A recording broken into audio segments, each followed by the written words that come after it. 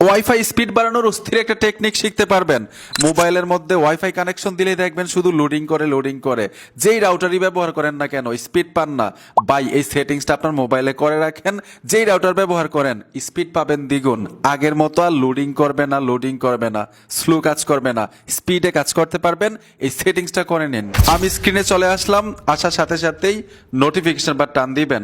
টান দেওয়ার পরে এখানে দেখুন ওয়াইফাই যেই লোগোটা দেওয়া আছে, ওয়াইফাই লোগোটার উপর ট্যাপ দিবেন। ট্যাপ দেওয়ার সাথে সাথেই দেখবেন ঠিক এরকম একটা ইন্টারফেসে নিয়ে আসবে, মানে আপনি যেই রাউটার কানেকশন নিয়ে রেখেছেন সেই রাউটার এখানে শু করবে। অনেকের ক্ষেত্রে এই লিখাটার উপর টাচ করলে কিন্তু সেটিংসগুলো করা যায়, আবার অনেকের ক্ষেত্রে মোর লিখা থাকতে পারে নিচে, আপনারা মোরে চলে আসবেন।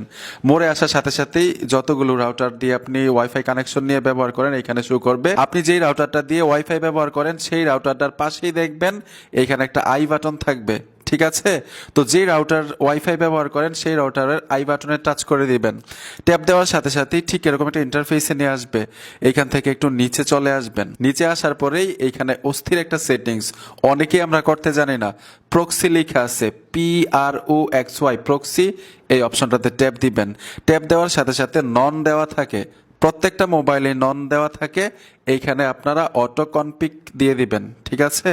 দেখুন আমি অটো কনফিগ এই অপশনটাতে ট্যাপ দিব, প্রক্সিটা থাকবে অটো কনফিগ। আমি অটো কনফিগ দিয়ে নিচে চলে আসব। এইখানে দেখুন কোনোভাবেই সেভ করার মতো অপশন পাচ্ছি না।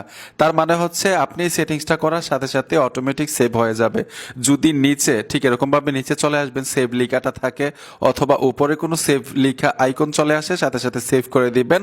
এই সেটিংসটা কিন্তু হয়ে যাবে। প্রক্সির মধ্যে অটো কনফিগ দিয়ে দিবেন, তাহলে কিন্তু আপনার ওয়াইফাই স্পিডটা দ্বিগুণ হয়ে যাবে, যেই রাউটার দিয়ে ব্যবহার করেন না কেন।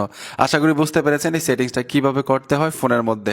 ভিডিওটা দেখে যদি একটু উপকৃত হয়ে থাকেন অবশ্যই সাথে থাকবেন। দেখা হবে নতুন ভিডিওতে। আল্লাহ হাফেজ।